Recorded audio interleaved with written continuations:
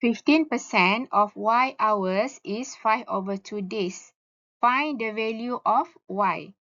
So, untuk solve soalan yang ni, kita tengok simbol dalam soalan ni satu persatu and then kita tukar kepada mathematical symbol. Okay? Right. Untuk simbol persen, kita perkan dengan 100. Okay? And then untuk the word of adalah darab. Is adalah equal. Okay?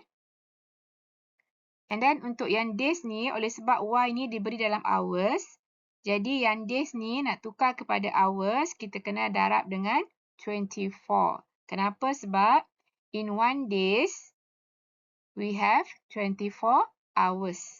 Okay? Find the value of Y. So, yang days ni kita kena tukar kepada hours sebab soalan Y ni dalam hours. Okay? So, days nak tukar kepada hours, awak kena darab dengan 24. Okay? Okay, and then dari soalan ni kita boleh tulis macam ni. Sebelum tu yang 5/2 ni, 5/2 days ni kita darab dulu dengan 24. So we have 60 hours. Okay? Yang ni kita solve dulu. And then kita boleh tengok balik ayat dalam soalan ni. Okay, 15% means 15/100. Of means darab. And then Y hours is means equal. Yang 5/2 days tadi adalah 60 hours. Okay? Kita gantikan satu persatu dalam mathematical symbol. Yang baris atas ni adalah kita convert 5/2 days ni in hours. Okay? And then dari sini, sekarang unit dah sama. Yang ni hours, yang ni pun hours. So, kita boleh buang saja unit ni. Okay, so we have 15/100 times Y equals to 60. Okay, kita nak cari Y.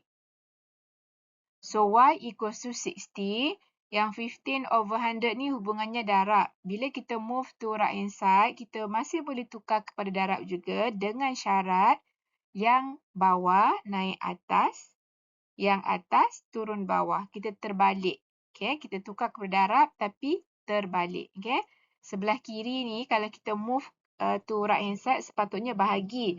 Tapi kita boleh terus tukar kepada darab dengan syarat kita terbalikkan atas dan bawah. Okay. So, yang ni you tekan je kalkulator. So, dapatlah Y equals to 400. Oleh sebab tadi Y kita dalam hours. So, kita tulislah sini hours. Okay. Ataupun awak boleh completekan ayat yang dalam soalan ni.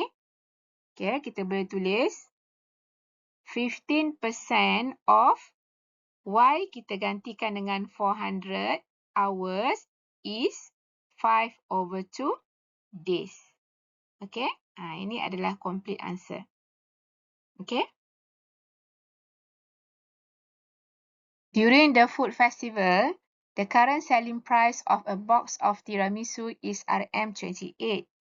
If the original price per box is Rm25, find the percentage of change in the price.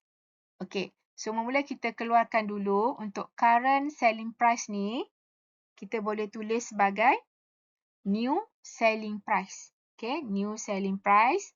Okay, new selling price kita adalah Rm28. If the original price, so yang Rm25 ni kita boleh tulis sebagai OSP, original selling price equals to Rm25.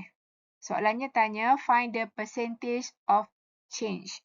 Okay, kalau perhatikan di sini, harga baru lebih mahal dari harga asal.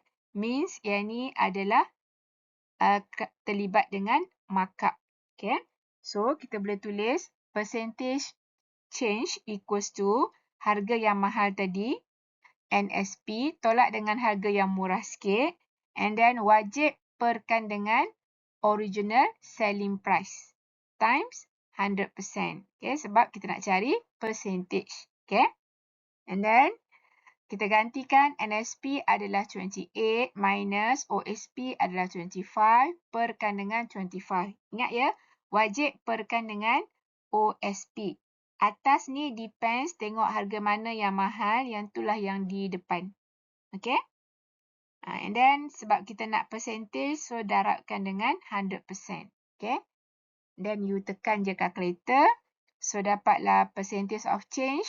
Yang ni 3/25 times 100% ataupun percentage of change equals to 12%. Okay?